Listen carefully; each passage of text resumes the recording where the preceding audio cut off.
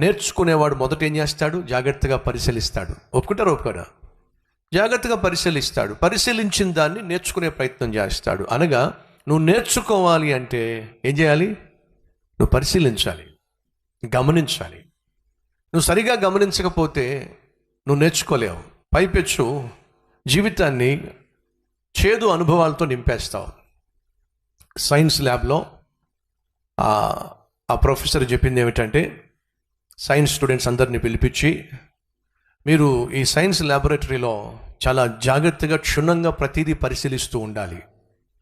ఏం చేయాలి? మీరు ప్రయోగాలు చేయబోతున్నారు కాబట్టి బహు జాగ్రత్తగా పరిశీలించాలి. నేనేం చేస్తున్నానో, నేనేం చెప్తున్నానో. పరిశీలిస్తున్నారా?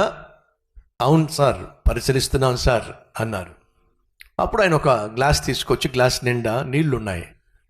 ఆ నీళ్లున్న గ్లాసును పెట్టి ఆ ప్రొఫెసర్ చెప్పింది ఏమిటంటే, ఇప్పుడు మీరు దయచేసి గమనించండి, ఈ నీళ్ళల్లో మీ వేలు పెట్టి అది టేస్ట్ చేయాలి, మీ నోట్లో పెట్టి టేస్ట్ చేయాలి. అది ఈరోజు పరీక్ష. మీరు జాగ్రత్తగా పరిశీలించండి నన్ను అని చెప్పి ఆయన వేలు పెట్టి, ఆ నీళ్ళలో వేలు పెట్టి నోట్లో పెట్టుకుని టేస్ట్ చేశాడు. టేస్ట్ చేసిన తర్వాత ఆయన చెప్పింది ఏమిటంటే, ఇవి నీళ్లు కాదు, ఇవి మూత్రం. ఏమిటట? మూత్రం అనేసరికి స్టూడెంట్స్ అందరూ కూడా ఒక్కసారిగా వాళ్ళు ఏం మాట్లాడాలి అర్థం కాదు. ఇప్పుడు ఏమిటి? మూత్రంలో వేలు పెట్టి మనం టేస్ట్ చేయాలా అని అంటే పక్కడు అన్నాడు, మరి సారే టేస్ట్ చేశాడుగా, నీకేంటి కష్టం, నాకేంటి కష్టం, పదండి మన కర్మేలా గాలింది అని చెప్పి ఒక్కొక్కరు వచ్చి ఆ మూత్రంలో వేలు పెట్టి టేస్ట్ చేశారు. ఆ తర్వాత ఆ సార్ అన్నాడు, అందరూ టేస్ట్ చేశారా? టేస్ట్ చేశామండి. ఎందుకు మీరు టేస్ట్ చేశారు? ఆ మూత్రం అని తెలిసి కూడా ఎందుకు మీరు టేస్ట్ చేశారు?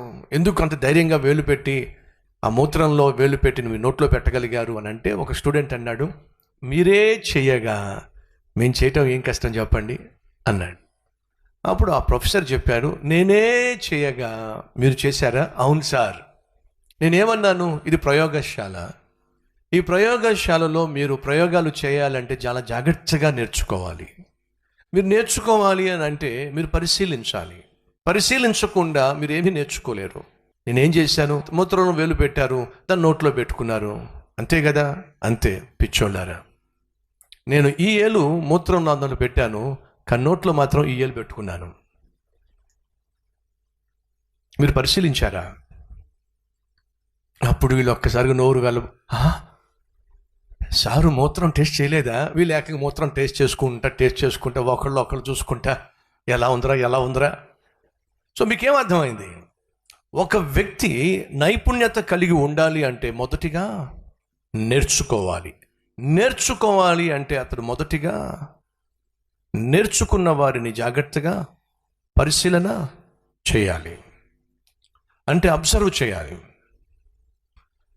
దయచేసి గమనించండి, మూర్ఖులు తాము చేసిన తప్పుల వల్ల గుణపాఠాలు నేర్చుకుంటారు. వింటున్నారా? Fool learn by his mistakes. మూర్ఖుడు తను తప్పులు చేసి నేర్చుకుంటాడు, కానీ జ్ఞానం కలిగిన వాడు ఎదుటివాడు చేసిన తప్పులను బట్టి